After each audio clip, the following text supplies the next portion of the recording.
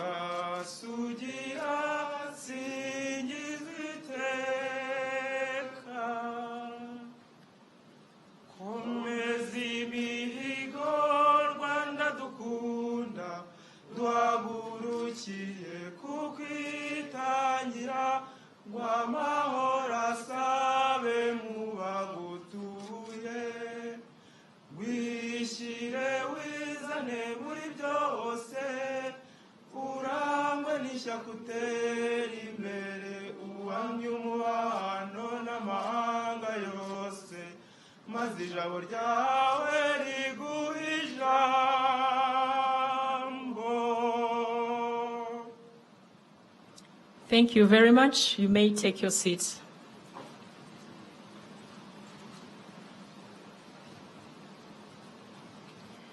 Your Excellency, President of the Republic of Rwanda, Farnam Jahanian, President of Carnegie Mellon University, senior government officials, Carnegie Mellon University leadership, members of the Diplomatic Corps, CMU Africa community, distinguished ladies and gentlemen, good morning to you all, and welcome to Carnegie Mellon University, Africa. My name is Josephine Nyiranzeimana.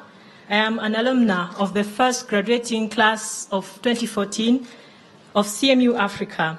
I currently work as Government Chief Information Officer. I'm honored to be your MC this morning. Today is a special day that marks 7 years of dedication, of passion, of hard work, learning, nurturing, and of success.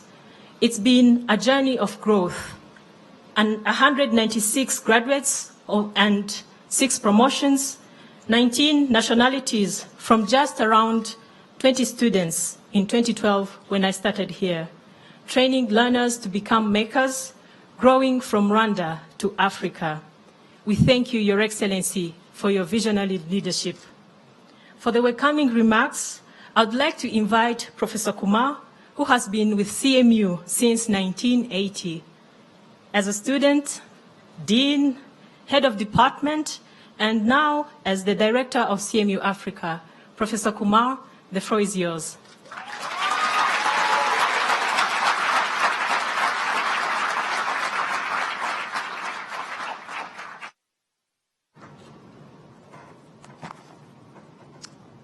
Josephine, thank you very much.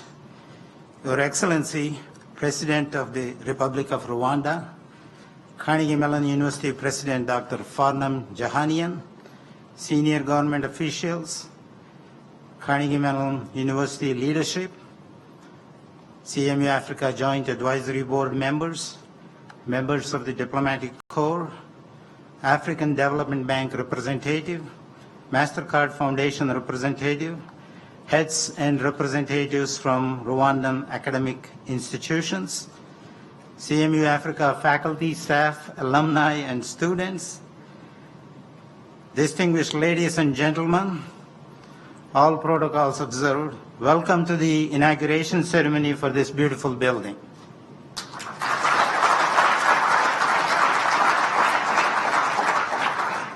We're delighted that you're all able to join us in this celebration. In particular, we are very grateful that His Excellency, President of the Republic of Rwanda, is able to come and unveil the plaque symbolizing the opening of this building.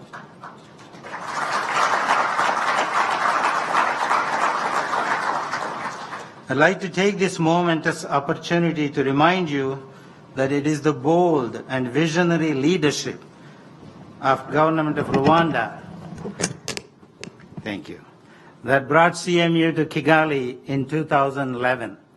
Our vision at CMU Africa is to educate and empower Africa's next generation of technology leaders, innovators, and entrepreneurs by delivering an educational experience that meets the highest world standards for engineering education for the benefit of Africa's socio-economic transformation. Let me just take a moment to summarize the impact of this visionary initiative.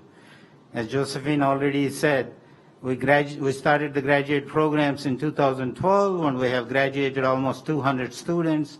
About 10% of them have gone to fully funded PhD programs all over the world in top global universities. 15 have started technology companies. His Excellency got to see a few of them before coming to the tent here.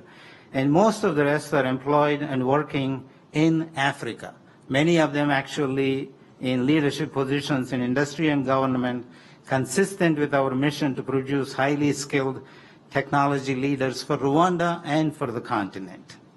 From its beginnings in 2012 with about 20 students, CMU Africa has grown steadily and is currently home to 128 students from Rwanda and 15 other countries, African countries, making this truly a Pan-African institution, and Kigali a destination for advanced training in engineering and in ICT.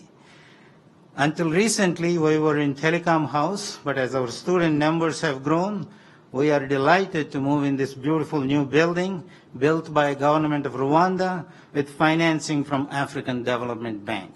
This 6,000 square meter building provides us with more classrooms, more lab space, a state-of-the-art distance learning classroom that enables our students to take courses taught in Pittsburgh, and actually for CMU students in Pittsburgh to take courses that are taught here. It's both ways. And there is space for IT entrepreneurs to pursue their dreams. There is space for Kigali Collaborative Research Center, a research center that is aimed at bringing researchers from CMU Africa, University of Rwanda, and even CMU Pittsburgh and other academic institutions to work on research problems of relevance to Africa. In short, this building will help us train more Rwandan and African students in important technologies such as software engineering, AI, machine learning, cybersecurity, and energy systems. The growth of CMU Africa and the success of our students and alumni would not have been possible without the dedication and commitment of CMU Africa faculty and staff, and support and guidance from CMU leadership, strong support from partners like MasterCard Foundation, Smart Africa, UN Women, Minds, and most importantly, the tremendous commitment and support from the government of Rwanda. On behalf of CMU Africa alumni and students, I want to extend deep gratitude for all your continued support to CMU Africa to fulfill its mission of training the next generation of technology leaders for Africa. Thank you.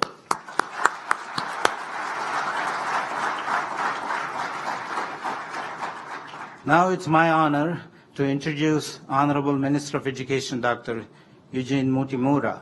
Dr. Mutimura received his appointment to the ministry in December 2017.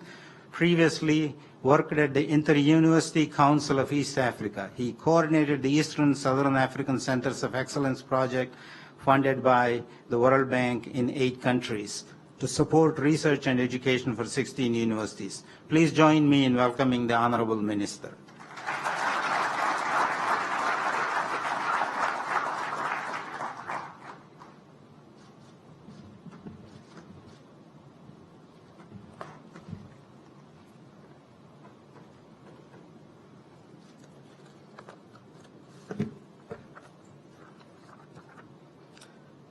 Your Excellency, the President of the Republic of Rwanda, Honorable Ministers, President of Carnegie Mellon University, the Director of CMU Africa, students and alumni of CMU Africa, distinguished guests, ladies and gentlemen.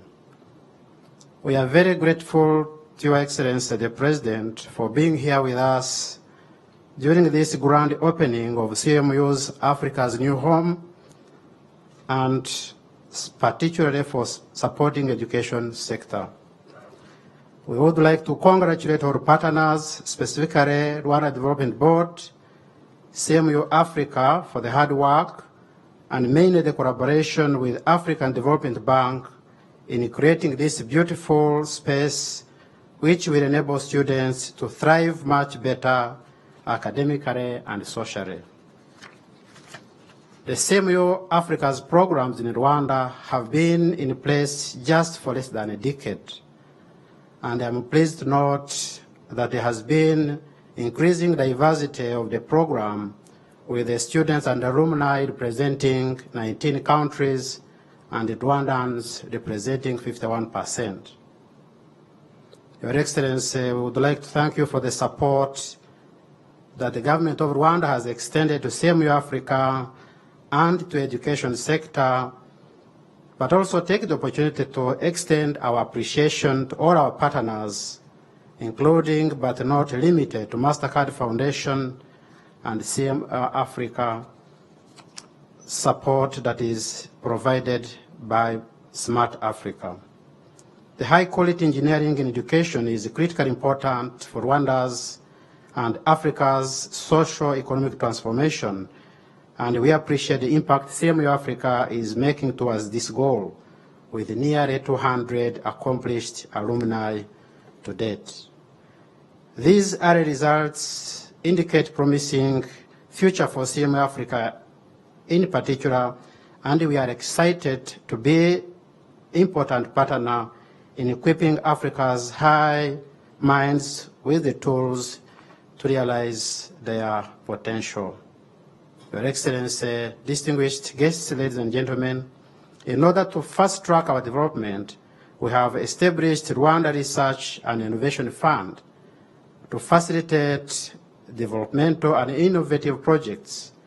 And these projects have already benefited 15 institutions in Rwanda in priority areas. Therefore, CMU Africa will always play a critical role in enabling Rwanda and Africa meet these developmental goals. Your Excellency, once again, we are honored that you have been here to support Carnegie Mellon Africa and the education sector as a whole. The Ministry of Education will always strive to leverage the opportunity of hosting CMU Africa and to enhance the quality of education in general at all levels, and specifically for science, technology, engineering, and mathematics. I thank you.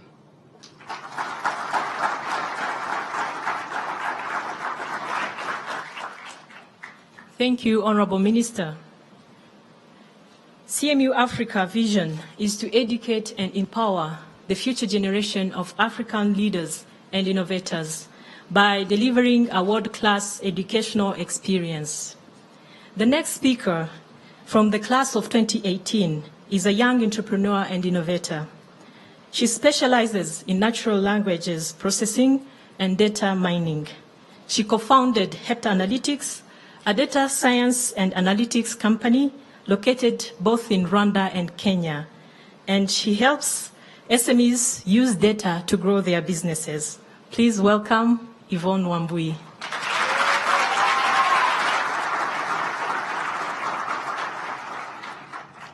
Your Excellency, President of the Republic of Rwanda, Dr. Farnham Jahanian, President of Carnegie Mellon University, senior government officials, Carnegie Mellon University leadership, members of Diplomatic Corps, African Development Bank representative, MasterCard Foundation representative, Carnegie Mellon University Africa community, distinguished ladies and gentlemen, all protocol observed.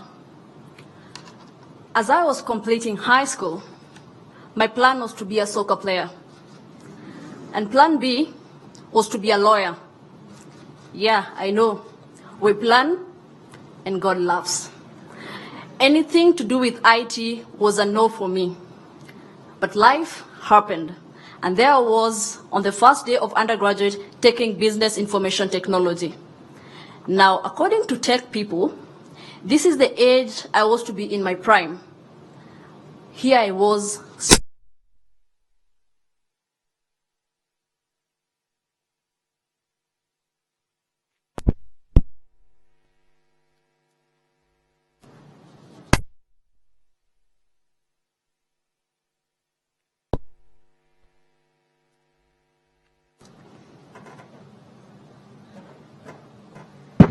Okay, it's back.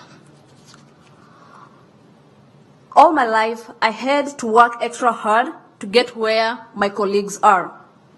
It's a classic tale of making lemonade when life throws you lemons. I worked for 3 years before joining CMU.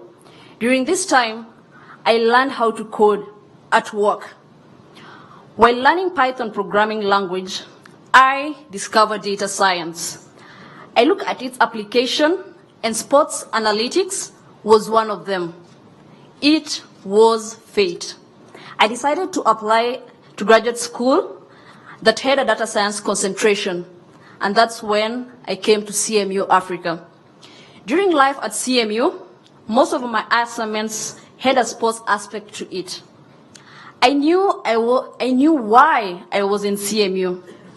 I had learned some sophisticated technologies, but I did not know how to apply them to my context.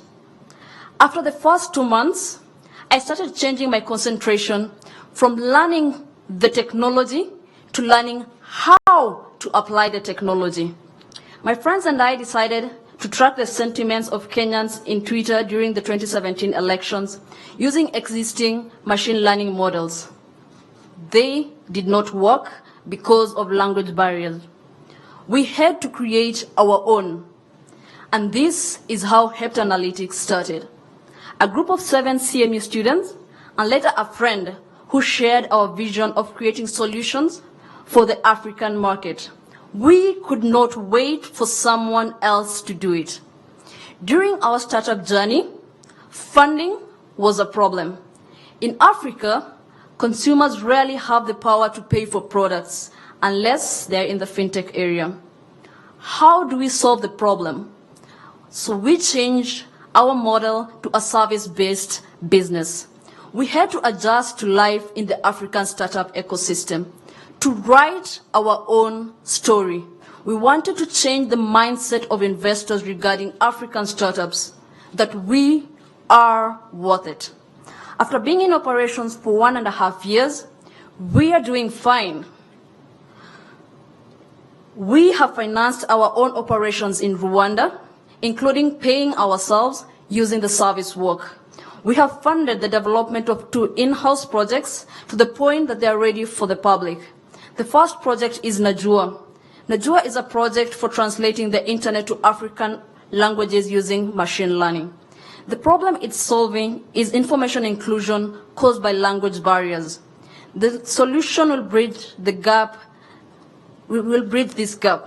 The project was accepted to CMU Africa Innovation Lab. At the lab, we were helped by CMU Africa to be able to build our first models. And today, we showcase the models in action by translating live English tweets of this event to Kinyarwanda and Kiswahili. What this means to the community is that farmers in the northern province will have access to all agricultural information that is online. They will also share their experience with a large audience. Education content in Kinyarwanda and Kiswahili will be a game changer, especially when it comes to upskilling. The second product is Hepta Pay, which has received the initial funding from African investors. The product bridges the gap between card payments and mobile money payments. So last week, we at Hepta made our first hire. One of the directors of Hept Analytics was in a panel in this year's World Economic Forum. One of the directors was a mentor in the Google Launchpad Africa. We are doing skill transfer to different trainings in Rwanda. We have put Rwanda in the African AI Map Alliance for AI. Kinyarwanda will be added in natural language processing map, Masakhane. My journey is proof that Africans are worth the investment. We are capable of great things when we put our minds to it. CMU Africa has equipped not only I, but more than 200 African students with technological skills and ways of implementing them in the African context. And we are seeing the impact. Thank you, Your Excellency, for the vision of CMU Africa. Thank you everyone who believed in the vision. And thank you those who helped in actualizing the vision. Together, let's rewrite our continent's narrative. Let's invent the future of our continent. Murakoze cyane.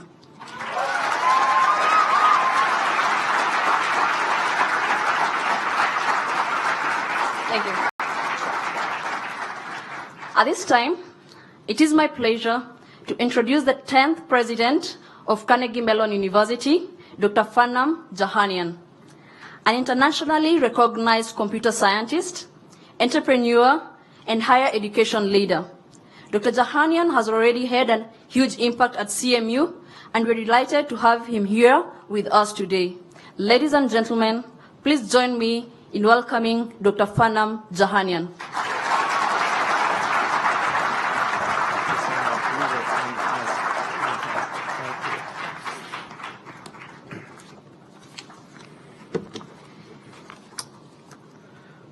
Thank you, Yvonne, first of all, for those inspiring remarks. We are so proud of our students and alumni.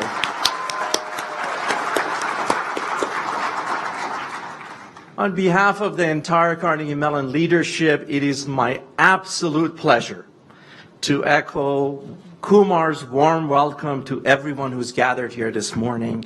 I am delighted to be here in Kigali, Innovation City, celebrating the opening of this transformative facility, the new home for CMU Africa. Congratulations on this exciting day.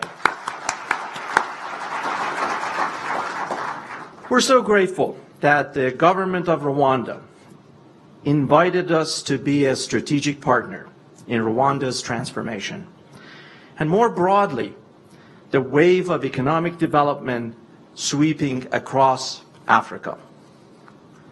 This partnership has been instrumental in our success to date, and we are so pleased that His Excellency President Paul Kagame has joined us this morning. President Kagame, thank you for your visionary leadership in making CMU Africa a reality. Thank you so much. I'm also grateful to a number of other senior government officials who are with us today. Carnegie Mellon University Africa is also benefiting enormously from the support of other key funding partners, including the MasterCard Foundation, Smart Africa Alliance, and UN Women. I'm so glad that representatives from these organizations have joined us for this celebration. Thank you again for joining us. The opening of this new 15-hectare campus represents a remarkable achievement for Rwanda and for the global Carnegie Mellon community.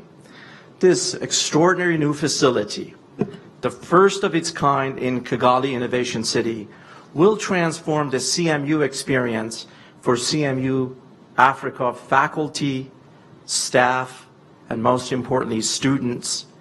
And it will accelerate our international leadership in technology and engineering. I would like to acknowledge the several leaders who have supported this effort, beginning with Jim Garrett, Carnegie Mellon's provost and former dean, who has done so much to make this endeavor so successful. Thank you, Jim. Also grateful for the leadership of John Kagan, Interim Dean of College of Engineering, and of course CMU Africa Director Kumar Bhagavatula for his leadership as well. Thank you so much. Throughout our history, Carnegie Mellon's mission has been rooted in the idea that education is society's great equalizer.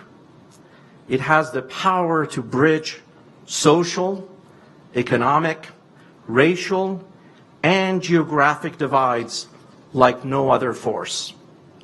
In today's knowledge-driven global economy, the role of education is more important than ever, especially here in Africa, which will be home to the youngest and fastest growing population in the world over the next several decades.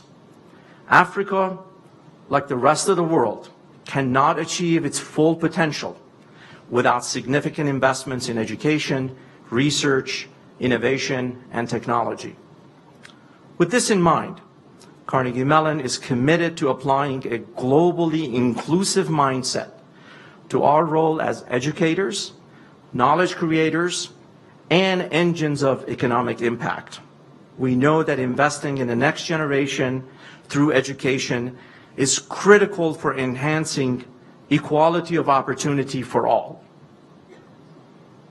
This is not just an important mission. It's a moral imperative. Carnegie Mellon is embracing this call as the only top research university, U.S. research university, offering its master's degrees with a full-time faculty, staff, and operations in Africa. By investing in Africa's young people, we will help fuel a competitive and inclusive global community. It is remarkable to see the CMU community here in Rwanda. This is my second trip, growing and it's thriving. Since we began this program in 2012, annual enrollment has more than tripled. Because of CMU's partnership here, almost 200 African students have graduated with CMU master's degrees in engineering. Their success is not just limited to their individual careers. Their accomplishments will translate to opportunities for their families, multiplying their impact and creating positive ripple effect that will be felt for generations. This has the power to transform the world. As Kumar mentioned, close to 90% of our graduates stay in Africa, advancing technological innovations and growing new businesses right here in their communities. Within the next decade, thanks to the opportunities offered by this facility and the support of the Rwandan government, we expect that 1,800 highly qualified, talented engineers will have graduated from CMU Africa. These students will join and benefit from a vibrant global community of more than 120,000 alumni, CMU alumni, across 144 countries. With this grand opening celebration, we enter the next stage of our partnership and look forward to increasing our contributions to the ICT ecosystem in Rwanda and beyond. I am truly excited by this important next step, and to all that the generations of CMU Africa students will achieve right here in their new home. Of course, none of this would be possible without the support of the government of Rwanda and the visionary leadership of His Excellency President Paul Kagame. President Kagame is a tireless advocate for access to information technology and digital connectivity in Rwanda and across the continent as a necessary tool in enabling Africa's socio-economic transformation, a cause he has championed as co-chair of the Broadband Commission for Sustainable Development. It's also widely known that Rwanda considers education a critical investment for the country's future growth and development. We are truly grateful for this partnership and for the leadership that has facilitated this. Ladies and gentlemen, please join me in extending a warm welcome to our distinguished guest of honor, His Excellency President Paul Kagame, President of the Republic of Rwanda, to give the keynote address. President Kagame.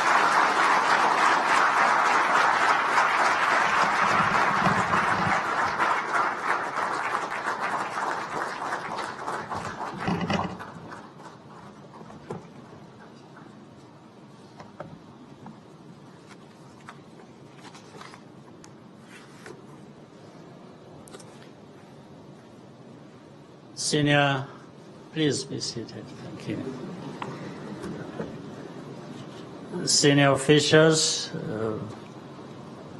Dr. Fanam Jahanian, President of Carnegie Mellon University, and visiting faculty, Professor Gabatura, Director of Carnegie Mellon University Africa,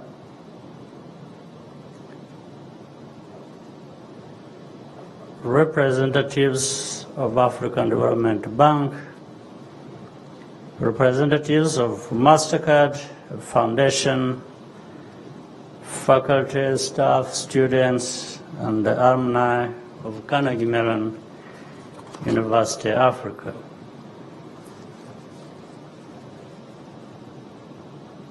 I'm very pleased to join you today to inaugurate the new Carnegie Mellon University Africa campus. We have always been pleased to be associated with the Carnegie Mellon University. I thank you for believing in Rwanda and embarking on this worthy undertaking with us. I therefore want to congratulate everyone involved in supporting this partnership, including the MasterCard Foundation and Smart Africa. In particular, I wish to express our sincere appreciation to the African Development Bank, which provided financing for this new home for CMU Africa. This is the first of 5 centers of excellence across Africa that the bank has committed to build, and it will enable the university to fulfill its valuable mission. For the last 8 years, you have worked to educate young African engineers who are driving innovation and technological transformation in their respective institutions and countries. We thank you for this and look forward to many more students graduating and joining the workforce. The presence of CMU Africa in Rwanda has obvious advantages that I hope all the students will take full advantage of. First, this world-class education is offered right here on the continent to young Africans who are able to learn and do in the very context of challenges that need to be addressed. This makes a difference in terms of solutions that are informed by reality. It will also contribute to the accelerated transformation we want, especially by developing a strong cadre of job creators. CMU Africa is an anchor of the Kigali Innovation City, which is a critical part of Rwanda's vision for the future. Like the rest of our continent, Rwanda's economic growth depends on making the right links between technology and industry, and knowledge and production. It is worth repeating, Africa cannot afford to be left behind. establishing these linkages, therefore, is a very urgent task. The milestone we are celebrating today is a significant step in ensuring that we are part of and benefit from the global digital revolution. Finally, beyond the impressive infrastructure, this university is made up of a diverse group of talented people. The faces I see here represent a broad spectrum of Africans, as well as colleagues and partners from other regions. This means that CMU Africa is much more than an incubator for technology leaders, innovators, and entrepreneurs. It is also an important center for nurturing collaboration on our continent. We look forward to the community of skilled engineers and researchers being trained here, serving Africa and beyond, as has been the case in some instances. And we trust that they will also connect with their peers across the world to solve challenges that affect us all. Let me conclude by once again expressing our appreciation for the good progress registered in the partnership between Carnegie Mellon University and Rwanda, which is a very pleasant story that has covered many years, and a number of people, leaders of that university, other collaborators, who believed that this project was going to be successful, and we are looking forward to continued partnership. Thank you very much for your kind attention. Please remain on stage. Kindly remain on stage for the fireside chat with Chris there. Thank you very much.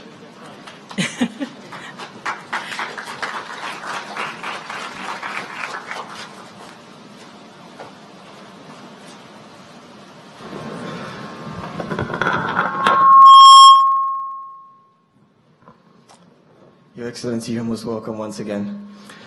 Hello, everyone, and welcome to our second fireside chat of the semester.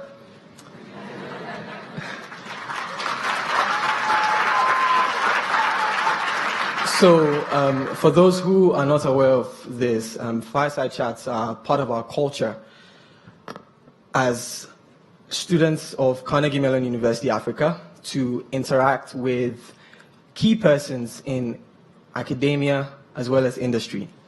And today is an incredibly special day for many good reasons, as you are already experiencing. And to top it all off, we have the rarest of privileges to engage and interact with one of the best leaders in Africa.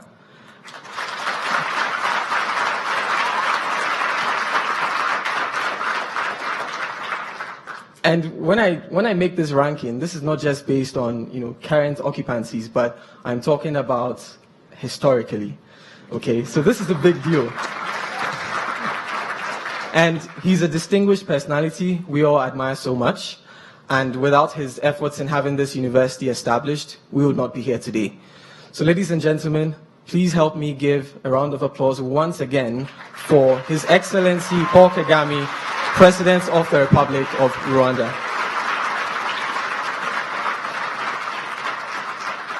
Okay, so, this fireside chat is one that has been desired for years, and many classes before us have tried and failed in making this possible. Not until the classes of 2020 and 2021 showed up. So I believe that this is a sign of greatness for us, and we'll continue to forge a path of success for this continent.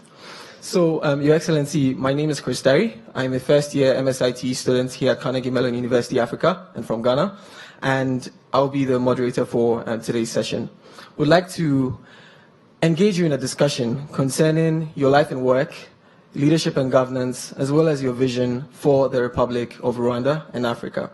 So if you permit, I'd like to start with 2 questions, and then we take the rest from the audience. Fantastic. Thank you so much. So, since I'm also a student, I have my, and let me pull out my questions. So, I think this is befitting for the first question, or an icebreaker, if I may say. And one of our burning questions concerns the formation of Carnegie Mellon University Africa.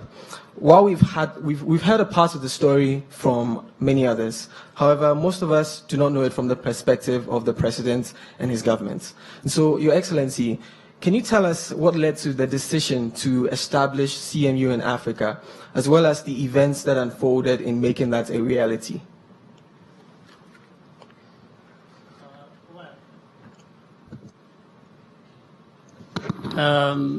Let me start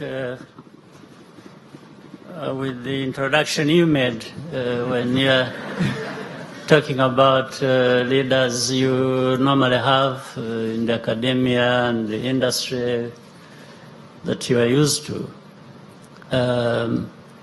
I find myself right in between. And I've also discovered that my job is to try and make these two hold together as a responsibility. And that therefore leads to the answer to your question.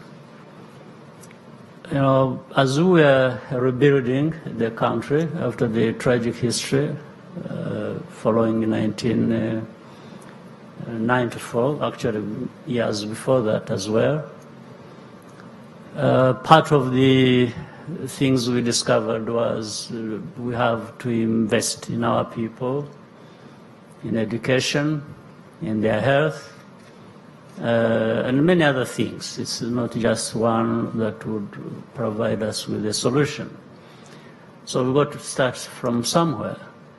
And in doing that, as we're rebuilding our education institutions and the system, we found, of course, we were starting from scratch more or less in some instances. And that's how we found we had to send some of our young people, students, to go and study abroad. We didn't have enough here, even with starting with the primary school education, secondary and the higher education and so on. There were a lot of gaps that we had to fill. Now, as we were thinking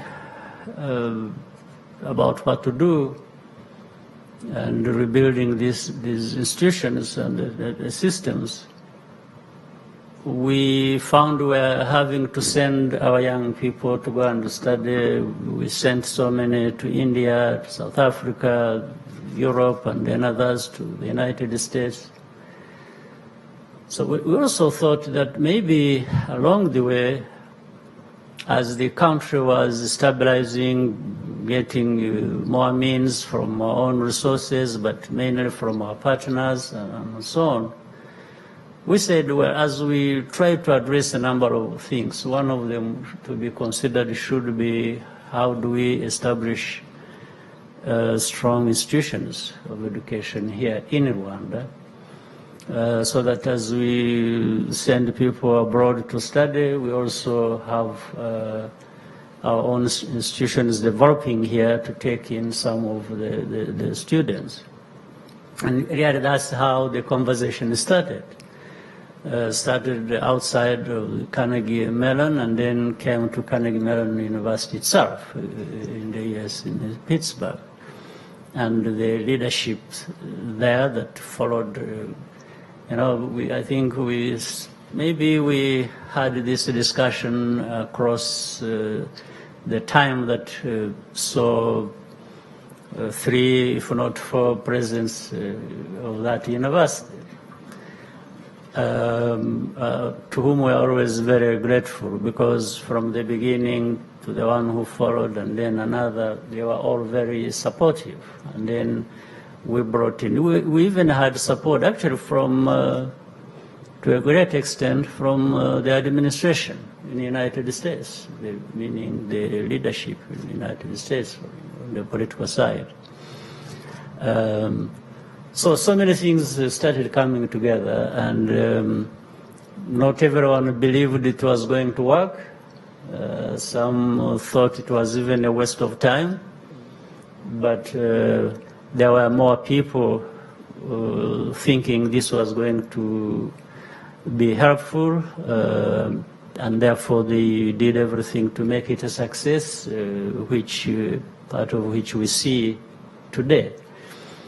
And as we were making progress, there was also thinking that maybe this kind of institution, a world-class institution that Carnegie Mellon University had agreed to establish with us, isn't something that should just serve Rwanda, it should serve beyond. We started looking at the continent. And that's inevitably, as we know, then that's how we see many young people from Ghana, from different other parts of our continent. So far, so good. I would say it's a good story, and we are happy about it. Thank you very much. I do have a story, right? But obviously I can't tell stories here. But the reason I'm here today is actually because sometime at work I got an email from Carnegie Mellon, and they said they were in Africa, and that was last year, and it was a big surprise to me, and actually that's one of the reasons that I decided to come here. So I really would like to congratulate the President and his government for this effort, because I believe that more and more countries and governments in Africa should be doing things like this. I think Rwanda has pioneered education, and we can see other countries and governments also doing things in other areas. All right. So let me move to my second question quickly, and it's this. Take your time. Thank you. So, Your Excellency, as a community of researchers here at CMU, a lot of us intend to bridge the gap between academia and industry. We'd like to seek advice from one who manages a nation. So, where do you see the biggest gaps for which our solutions can unlock business and social opportunities in Africa?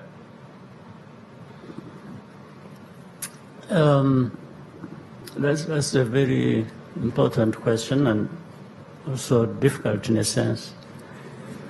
You see,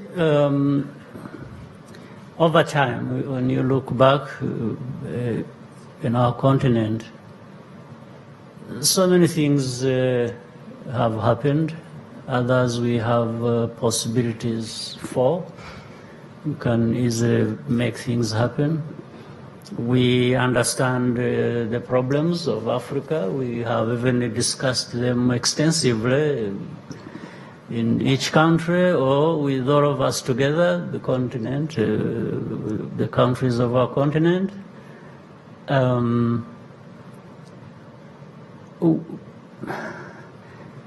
The problem lies in being able to do what we know very well that is going to work for us, even when we have talked about it so many times and agreed, and everyone is, seemingly on board. When it comes to doing things, there is always going to be a gap. And for people being educated, you know, we have many young people across the continent. With each country you go to, they tell you young people, you know, meaning the age of 30 and below. They will be 60% of their population, or even above, like in our case. And many of Africans have actually been able to study and acquired and developed their talent and acquired very impressive qualifications. In fact, many of which are applied in other parts of the world to address solutions there. And I'm not complaining about that. If the Africans were educated, developed their talents, and engineers, doctors, different kinds, who for different reasons find themselves working in other places other than our continent, that's not a problem at all. It's just maybe also a good thing that they were utilized. So the gap, therefore, now that remains is how do we also tap into this pool of talent that is so well developed and vast, and so there is a lot we can do on our continent by not only establishing institutions like this one here, many others we see in other parts of our continent, because they are there in different developed and at different stages. But we have to work, therefore, toward creating that stability in our continent, the governance that allows our people, those who have already developed their talent and have skills and knowledge to address the many problems and challenges Africa faces, in addition to those who are already in our continent anyway, trying their best, like we see in many other parts. So there is the political side that has to create that environment, create those incentives, if you will, that things that are attractive for the Africans and for the Africans to feel that they are in the right place in their own continent, which would also even attract the talent that has stayed out for a long time, or even of other countries. Like, I don't mean to say in any way Africa is not just for Africans. It should be for Africans primarily, but it should be in a collaboration for other parts of the world as well, too, when they come to Africa to find what to do and be happy to do it there and work with the Africans. So there are gaps that are still there in that broader conceptual at that level, and also now the investments we have to make in developing some of these very institutions like this one, or with collaboration when it comes to other renowned institutions like Carnegie Mellon University and many others, to find their place here, so that there are more of our young people finding where to go and develop their talent that is close to home. That also we need to keep reducing the cost of accessing that quality education and development of talent. So the gaps are there. It's a very broad question you asked, but I thought this is the way to address it. Thank you very much. So at this point, we open the floor for questions from the audience. I don't know whether to say student audience or just limited to audience, but the floor is open. This is your chance. We've been waiting for this for centuries. So I'll take two questions first. 1 and 2. Thank you, Your Excellency, for this great opportunity. My name is Huye Job. I am from the Gambia. I am actually the first Gambian to join CMU Africa. So CMU gives everyone from the continent this opportunity to come here and study.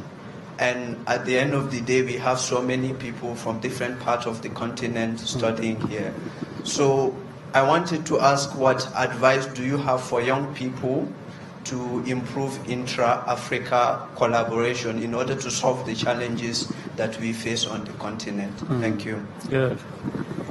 Well, I think you have already addressed the part of your question.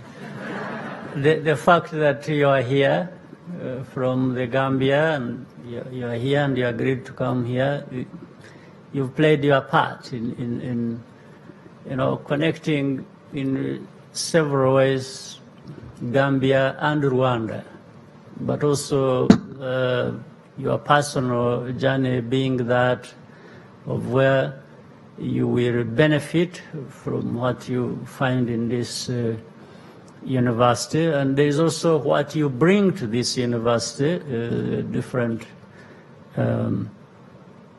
things from your own country and what you benefit from here, and interaction with other young students from other parts of our continent, whether it is Kenya, Uganda, Tanzania, and others who are here. So I think the first thing is in our minds. The moment we are open to saying we are not confined to just our countries, in terms of looking for opportunity, but also even doing whatever you want to do, whether it is business or in the area of innovations, because you will find even challenges are similar across the continent. The challenges Rwandans face are the challenges you find in the Gambia or Ghana. So the young people should just be open-minded. They should want to go beyond their own countries and feel connected to either neighbors or the whole continent, if you will, and that should be the case. Whatever you are doing, whether it is studying, it is doing business, it's looking for an opportunity that will develop you, but in the end, whether directly or indirectly, will also be contributing to the development of the continent. Thank you very much. I saw a hand. Okay. Thank you very much, Mr. President. My name is Abigail Deborah Naubonewule, and I'm from Ghana. I'm also a student here at Carnegie Mellon University studying Masters of Science in Information Technology, class of 2020. So my question is basically about Africa as a continent and then being able to use unlimited resources to make great impact. So Africa has grown over the years gradually, but then we are getting there. And however, we have some limited resources, especially in terms of education. My question is, how are you able to leverage these limited resources while managing your country and the continent as a whole? Thank you. Actually, Africa is not limited in terms of resources. Though it is a problem in a sense, that is the way it is perceived. Therefore, we've got to change that. In fact, many people say and even wonder why there is this sort of paradox Africa is actually very rich.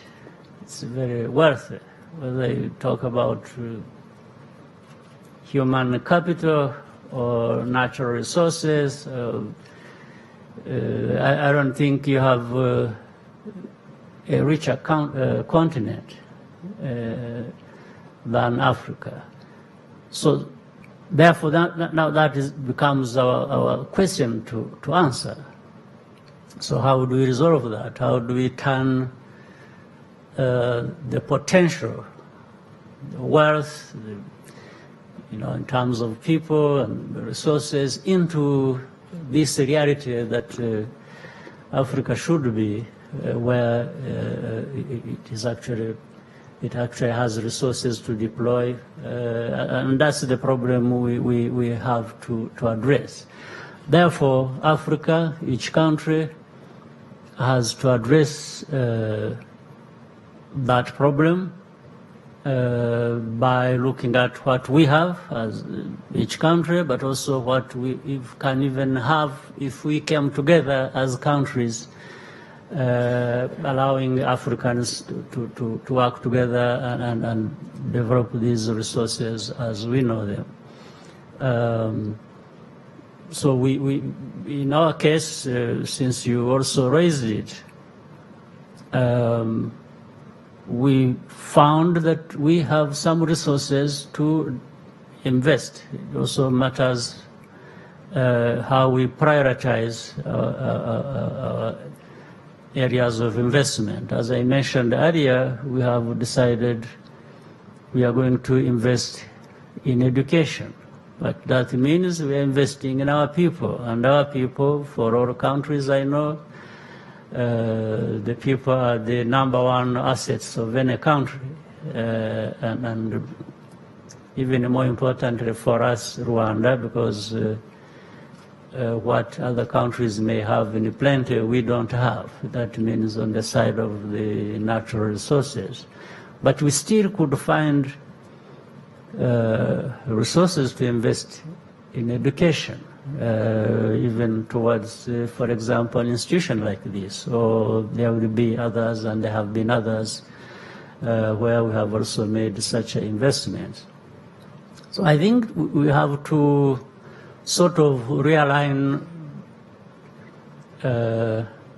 our thinking and make sure that it is going in the right direction and answering the basic and the most important questions like one you have just asked.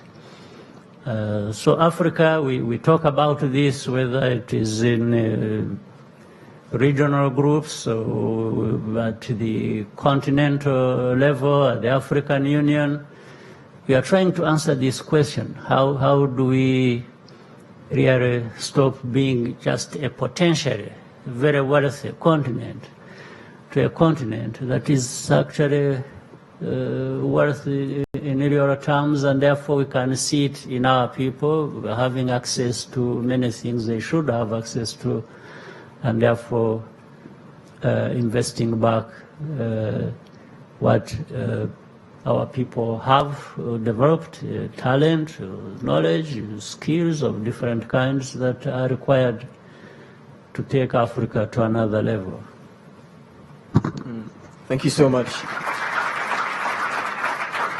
So we'll take 2 more questions. What's there? Thank you for this opportunity.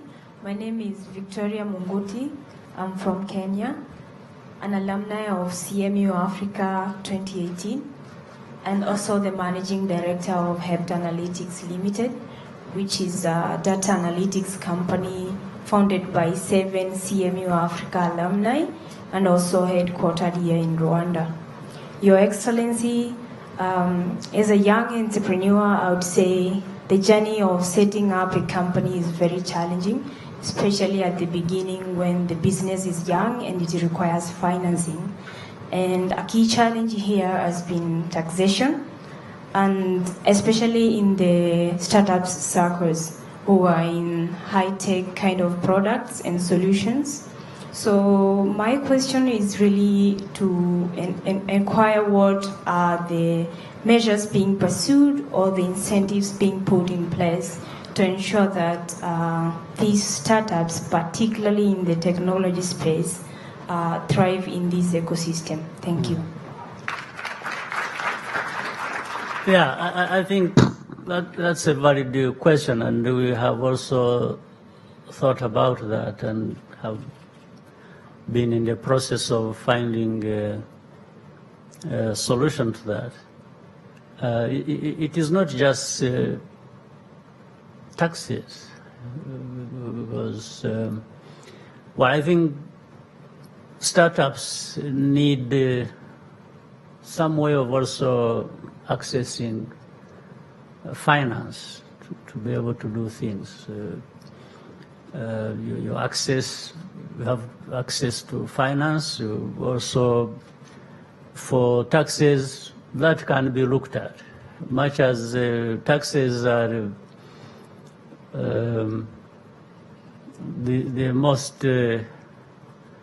difficult things to address anywhere in the world, and they are always a cause for discussion and debates, and it will continue.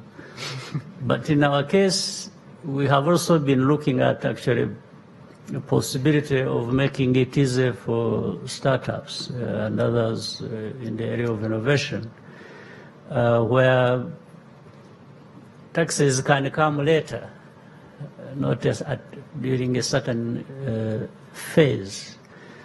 But anyway, I know that even if we do that at a later stage, still there will be complaints. But at least we will have given people a good start and to, sort of stabilize them so that now they are on the right path, and the path that is already earning them something from which the tax can also come. So it's a point I take note of seriously. It is already under discussion. It's almost, I think, in other places they discuss that too, but in our particular case of this country, we are always talking about and trying to do different things. In fact, there are some areas where taxes have been already waived, especially in the area of technology and some innovations that are around that. There are the tools to be used. Most of them have seen tax waivers. So the tax question is a broad one, but we have been particular and making sure that we deal with those tax points that if we remove taxes, it will launch certain productive activity for people, and then they can pay their taxes in the future. Thank you so much. Yes, sir. Thank you so much, Your Excellency. My name is Stephen Mokora. I'm from Kenya, and I am a Master of Science Information Technology student here in Carnegie Mellon University, Africa, and a grateful Smart Africa scholar. So, I first start by saying thank you, a big thank you to Your Excellency for the support that you have given students to study in CMU Africa, specifically students of East African community, by settling half of the cost of our tuition fee here in CMU Africa. We appreciate it. Your Excellency, the people of Rwanda are very proud of you, and we, the people, the guests of Rwanda who've come here, we've seen your leadership style, and we are inspired. I just wanted to know what strategies and measures have you in place to ensure that you build a sustainable system that is going to ensure that the next leadership fits in your shoes and your vision to continue the vision of Rwanda with the kind and level of support that you enjoy from the wonderful people of Rwanda. Sure.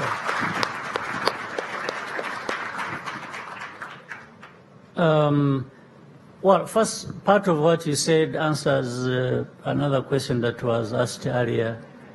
How Africa is not lacking in terms of resources, depending on what you are talking about or how far you want to take it. Because, as you said, Rwanda pays for the students here 50%.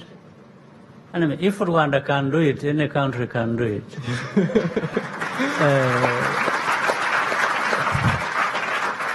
It's just a question of what you choose to do and thinking about what the outcome is. The other question is, I think some of the things are not just a matter of statement. I mean, pronouncement that you will do this or you're doing this. Actually, more things happen without much noise about it. I'm answering the question of sustainability that he's talking about. In fact, you from Kenya and others from other places, Ghana or then Rwandans who are already here working together, you form part of that sustainability. You are here to study to do what? Because you are here to build those capacities that are required as you grow, and whether you are becoming engineers or whatever talent you have developed here or in other places. The moment the young people yourselves are here and with a mission just beyond being in the classroom, because you want to study, but you want to apply, and it was said earlier as well, I think Yvonne, the speaker who spoke earlier, did mention that.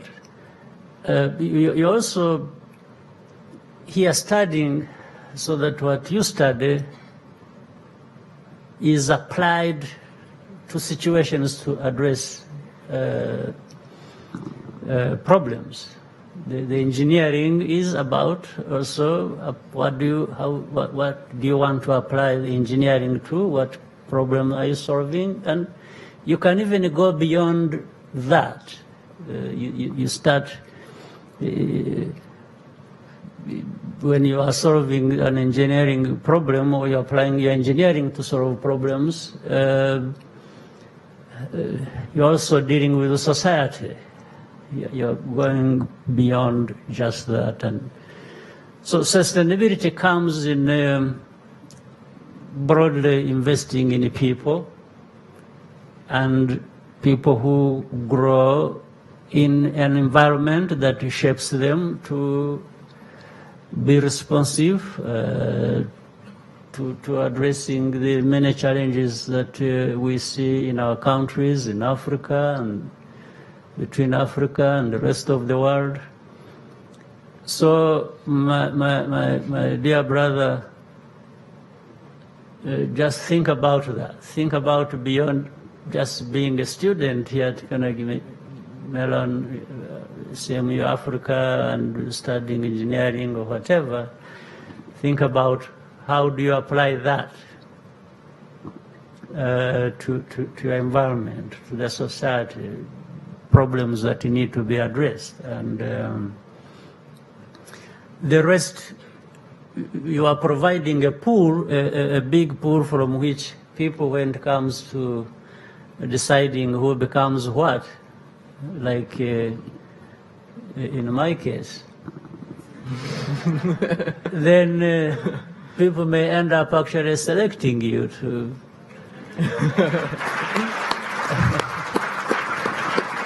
During the program, yes. So I don't want to anoint people for sustainability. I think I just want to invest in the people broadly, and then from among them, there will come sustainability.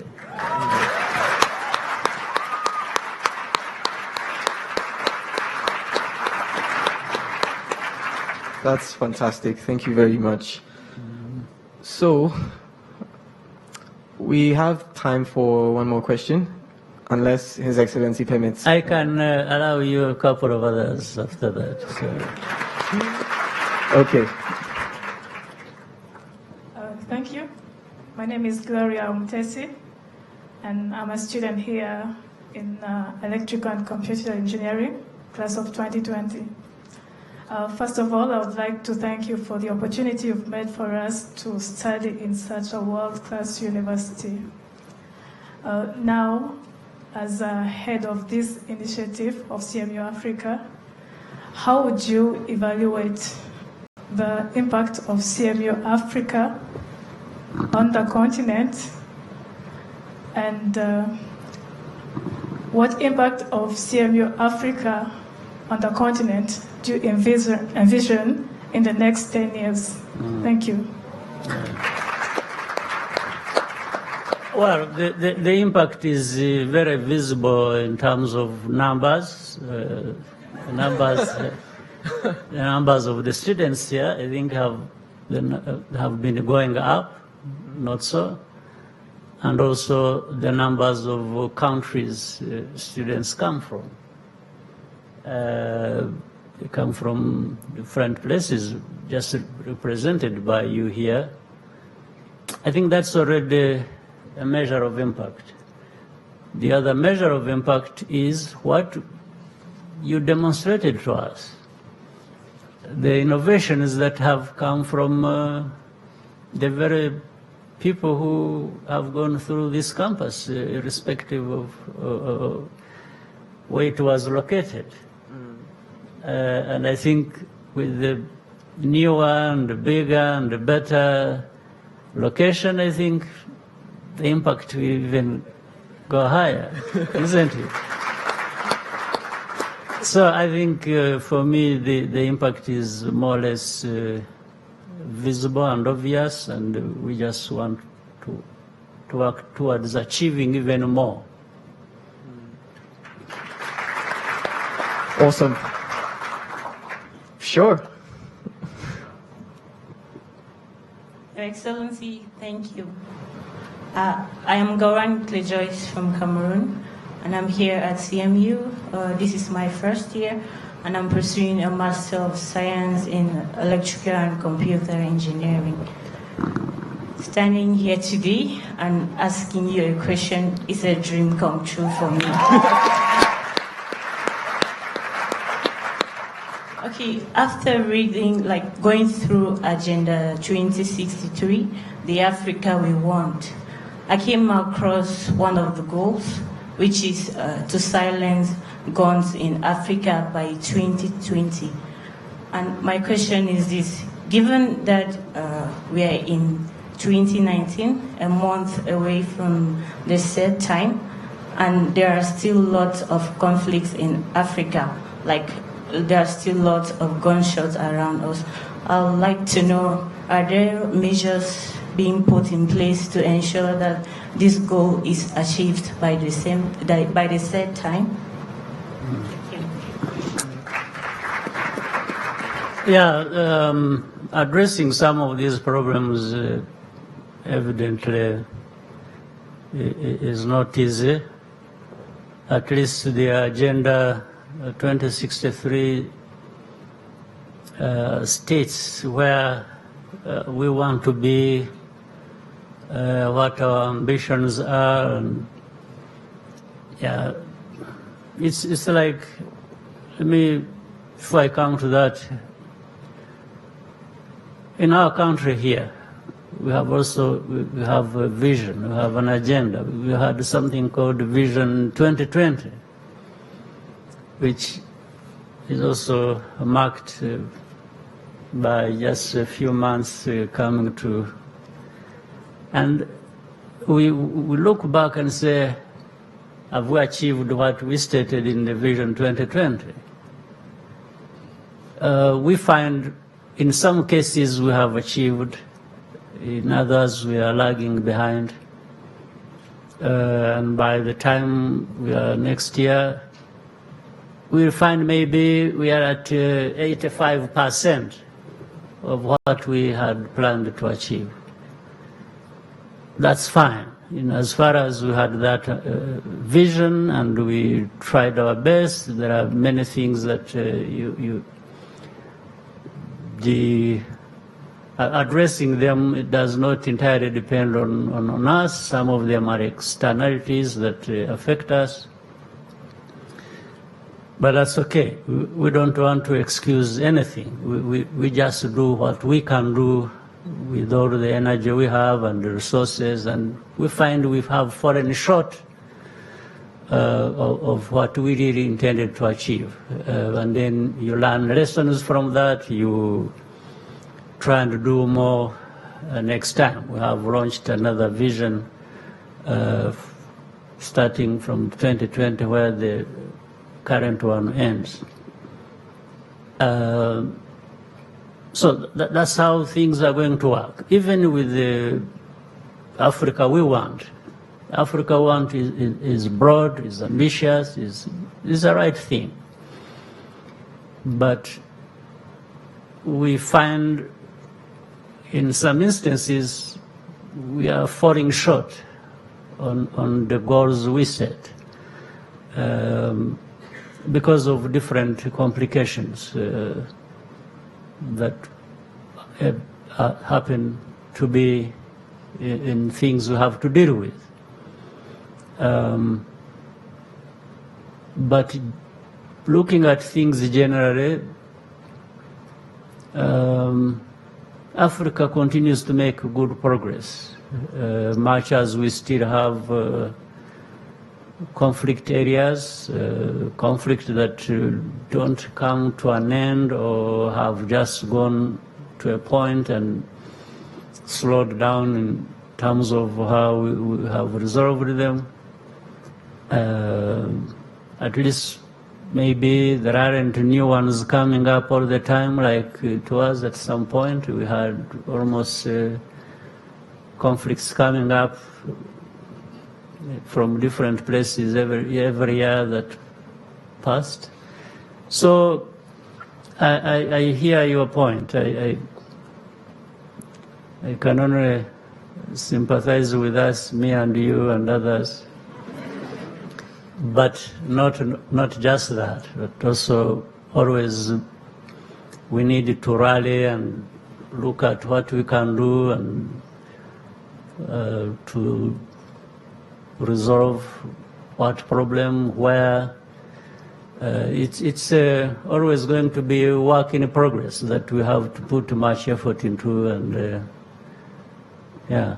So there are many things that we have to address on our continent, and some we are making headways, and some others not much, but we have to keep going. Thank you so much. I think there's somebody, are you asking somebody who I see in the crowd who is from an industry or something? Are you just asking students? Even people in industry, maybe you don't mind. We don't mind at all. Yeah, because I think... Thank you, Mr. President and my president. Mine is not a question. I'm from... Even better. Yes. Thank you very much. This campus is very beautiful by any standard. I heard Liquid Telecom, One Africa broadband connectivity. And I just want to make a pledge that we give Carnegie Mellon University campus here all the broadband connectivity it can use to make it the best connected. And this one, on behalf of our management, it will be free of charge for 18 months. And we want to teach the campus at Pittsburgh or anywhere where it is, and it can be fixed by tomorrow.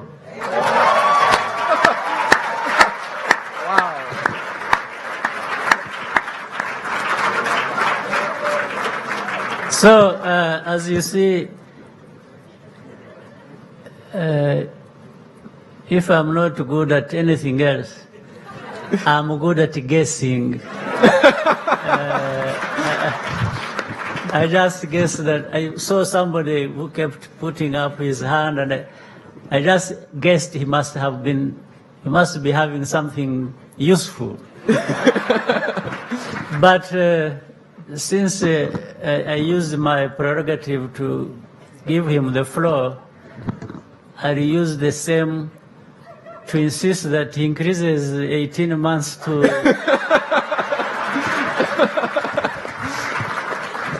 let it be more than that. Maybe double it. So please, if you can't and fall short, then you come to me. I can make my own contribution towards that.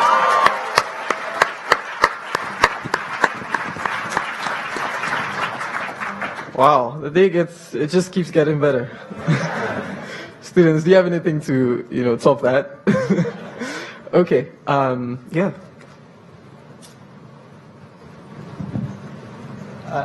Thank you, Your Excellency. My name is Kagame Frater. I'm doing Masters of Science Information Technology, specializing in cybersecurity. On behalf of Rwandans, I would like to thank you, Your Excellency, for the full scholarship you awarded us, and for that we owe you and we owe the country. Thank you. Your Excellency, Rwanda is positioning itself as a technology hub, and for that we need to attract big and international companies to operate in Rwanda. Most of the time, for this company to come into a region like this or a country like this, you need to have a strong policies and laws already in place, like the data protection laws and privacy protection. And currently, we don't have one in Rwanda. What are the measures that are being taken by the government to address that and to make sure that we don't lag behind? Like in South Africa, they already have that in place. In Kenya, they have recently adopted one. So what are the measures that are being taken by the government, and how can us as CMU Africa students who are knowledgeable in both privacy policies and technology can help? Thank you. Yes. I think soon we will be there where you want, very soon, because you have heard of something called RISA. Yes. Yes, RISA and the ministry concerned are already working on that. I think actually toward the conclusion of what needs to be in place in that area. So by early next year we should have everything sorted out.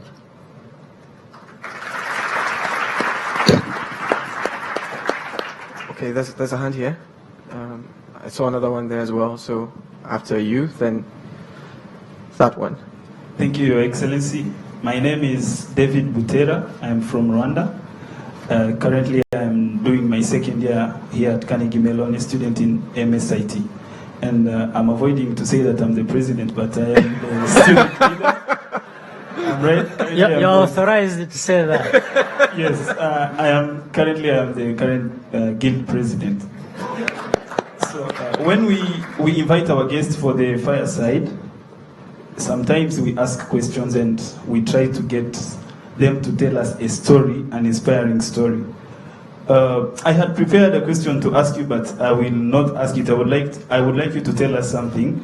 I wanted to ask you, by the time you liberated Rwanda, we know that a part of Rwandans had decided to decimate another part of Rwandans. And I'm sure that part of you have part of your family members you lost during that tragic period. How did you move forward with it when you were walking in the streets of Kigali after liberating Rwanda and knowing that you have some members of your families that you have lost, and some of the people who are struggling to liberate the country also had their members of their families that were killed? So how did you manage to make these people to abide to the philosophy of not revenging instead of unity and reconciliation? My question is, could you tell us a personal story about you? How did you move forward, and how, I don't know if you were getting to this, Your Excellency. Thank you.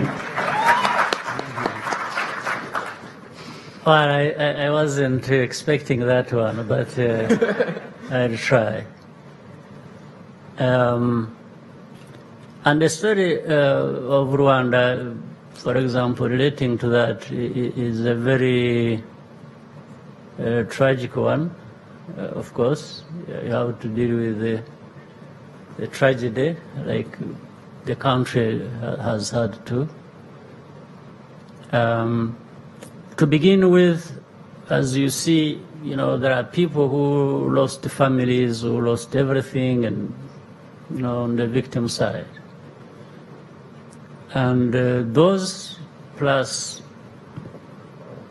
the people on whose hands these victims were found, you have the entire nation affected.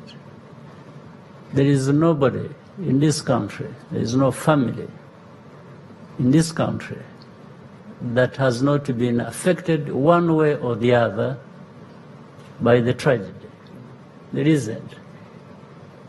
Whether these people who lost their families, loved ones, and friends, and so on, or those who had their family members get involved in the killings. So there is not a single person, there is not a single family that is not affected. That's one side. The other is, therefore, how do you deal with this situation? There is no rule book here. You just you just have to be you have to go beyond the ordinary way of doing things, and try some things, knowing that you see, as you know, in academia or industry, and then people keep talking about, you must allow yourself to fail. That when you fail, you pick your pieces and go. Yeah. Or people expect you to fail in order to succeed. In this area, in this part of the problem around which the question has been raised, the margin error is the smallest. That that allows you to fail because of the consequences. The consequence of failing in this case would have been even more costly than what we had already faced. So therefore, understanding that forces you to do certain things beyond just the ordinary. Meaning, for example, and I think you put it very well, like in the case we had, young people already who were deprived of their country, they didn't belong, they were stateless, all of us were stateless, who had arms in their hands and had been fighting they find their families wiped out, and then they get to see people they hold responsible for that. The urge for revenge is very high and may be justified. So, but on the other side of wanting to solve the problem, when you are there, even you having been affected, the tendency would have been to say, these guys are justified. Killing the other one who is responsible for the death of their family members would be okay.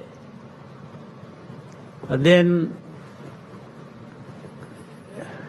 you go beyond just the ordinary by saying, okay, it sounds justified because I also lost, and he has lost, and he has found people who, on the account of whom the family members were lost.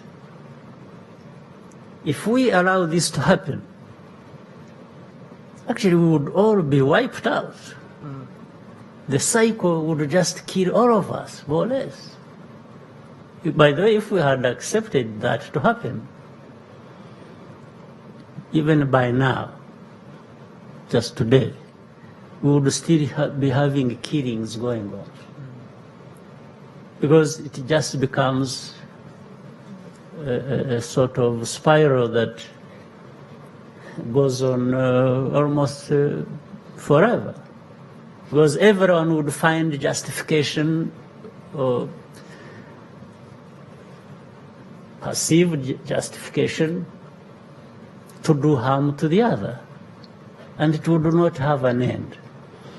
So in fact, that's how we had to face it, and those who, because there were also people who carried out revenge. It's true, I mean, human nature is like that.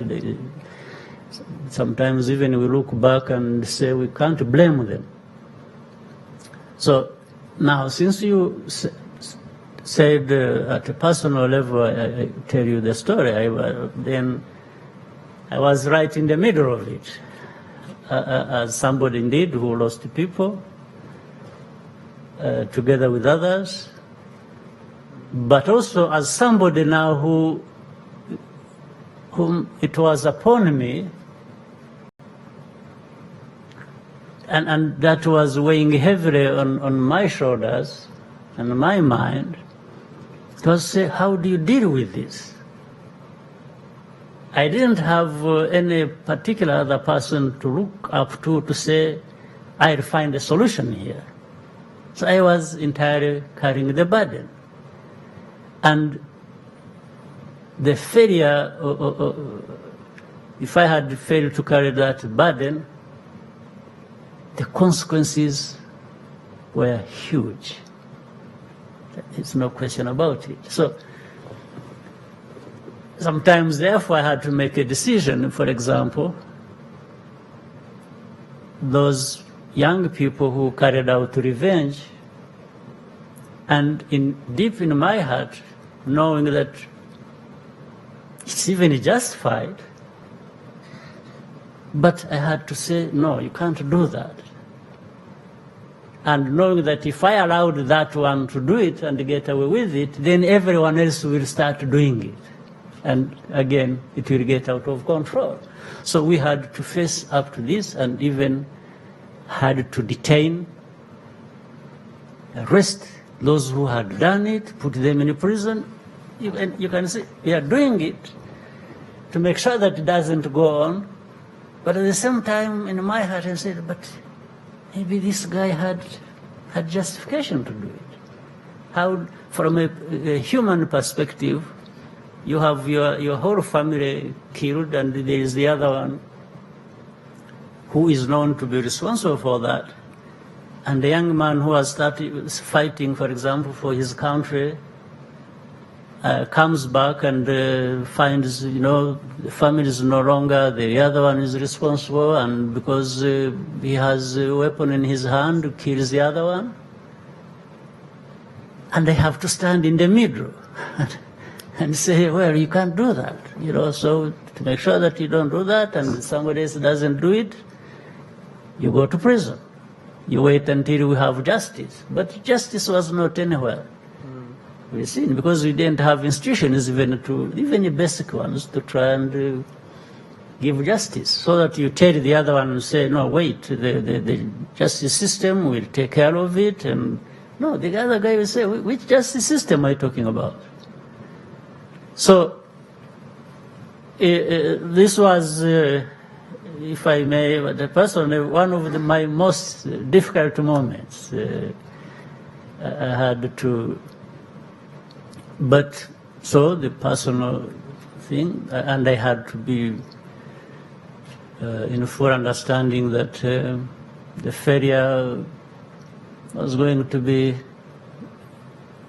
very costly. Not the kind of failure we talk about, where you just fail here, you try again. Then no, for me there was no trying again. It was just you fail here, you are gone. Yes, and the gone is the nation. So it was a test. There are many other people who were dealing with such a things. It wasn't just me alone, but you just put the question to me, and because of the position I was holding. But it was a testing time, and in fact, having in a way, to an extent, succeeded in this, I don't mind failing in everything else.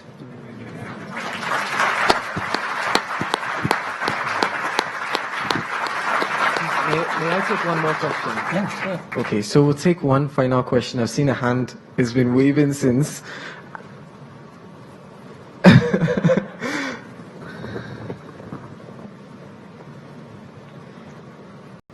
I'm honored to speak to you today because you made my dream come true.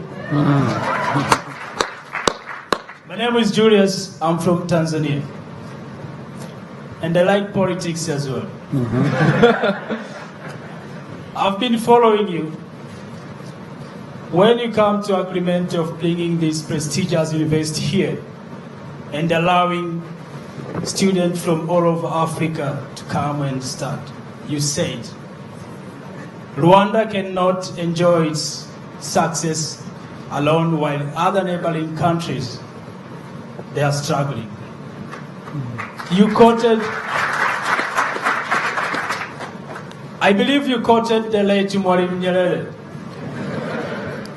In 1960, just after our independence, he said, Tanzania cannot say it is free while other African countries are not free. So we became center of freedom fighters. So in this success today, Tanzania is left behind. Why I'm saying that? The rate of students from Tanzania is like 0.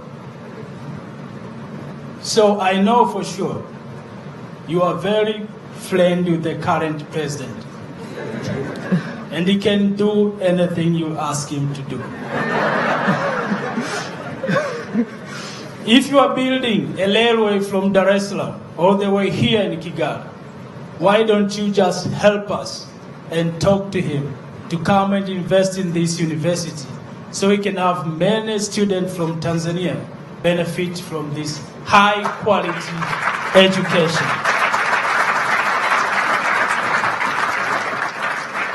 Well, I think the president must have heard you as you spoke. And it's true, President is my friend. We discuss many things, we do many things together, and in fact, even in the area that you are referring to, good discussions are going on between both governments, and it goes down to the people, the things we want to do that will benefit the people of Rwanda and will benefit the people of Tanzania, so there is no question. And also, you talked about the story of Mwalimu Nyerere, who was a very renowned Pan-Africanist, a very respectable leader for right reasons, who shaped Tanzania to be what it is in terms of holding the country, the people together and giving them something to be proud of, even in their contribution to the liberation of the countries you talked about.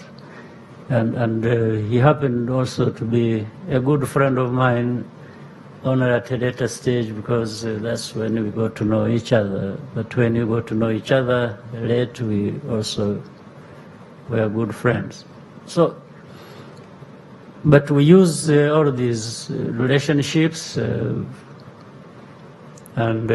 ideas and for the good of our people, for the good of our continent. At least that is the aim. That's what we want to do. So I'm glad you are here from Tanzania. More should come. In fact, the young lady who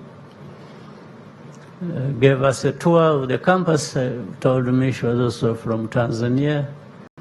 So I'm glad Tanzanians are here. More will come, and definitely we'll want to work together with the Tanzanian leadership and president and others, so that we grow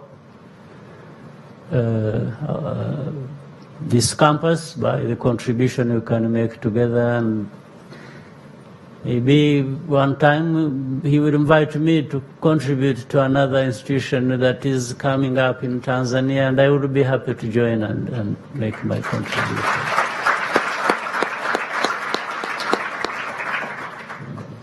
Okay, so all too soon, we've come to the end of today's fireside chat.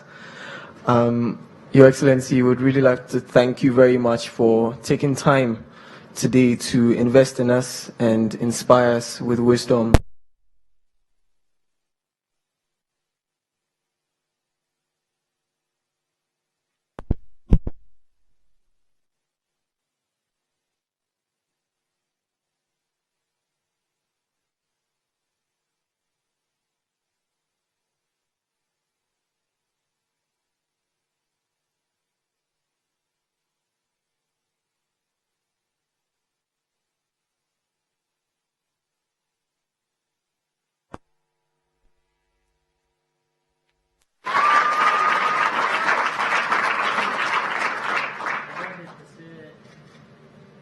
Especially rules made by others for you. You should not follow. Just make your own, but based on the choices. And that will be. So I'm happy. Not the microphone.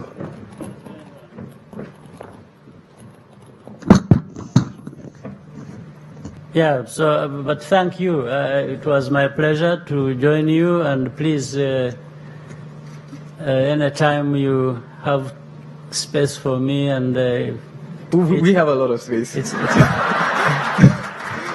have space Monday to Sunday. Yes, and when I find the schedule also allowing that, I'll always be happy to come and be with you for fireside chat or or something else, side chat. Thank you very much. Please give a round of applause to the President as he takes his seat.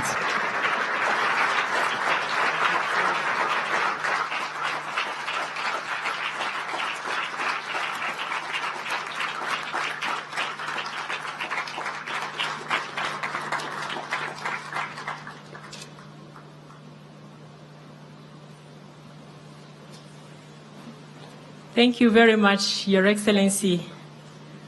On behalf of all CMU Africa alumni, and we would like for your tireless efforts in creating opportunities such as this Center of Excellence that has allowed us to be trained and compete at the world-class standard.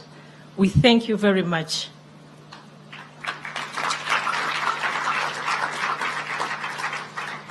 This marks the end of our program. There will be a photo session outside with our guest of honor. Protocol team is going to guide those involved for the photo.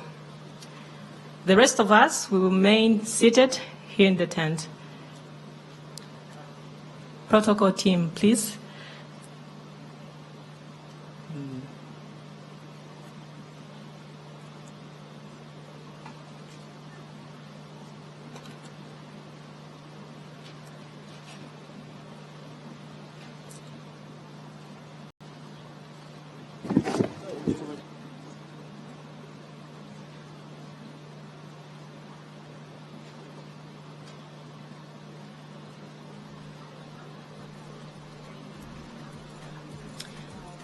The ones making their way out of the tent are the students who are going to be part of the... Well, of course, now that draws the curtain for the inauguration ceremony of the newly location of the Carnegie Mellon University Africa that has officially relocated to the Kigali Innovation City, right at the heart of the special economic zone. Of course, during the talks, the officials thanked President Paul Kagame for his visionary leadership that has ensured that Rwanda hosts such a prestigious university. And in his speech, the president urged the young ones not to forget where they come from, but more so have an open mind and remember that Africa cannot afford to be left behind. He also mentioned that acceleration of transformation of Rwanda does not only come from the prestigious universities, but from the minds of the young Africans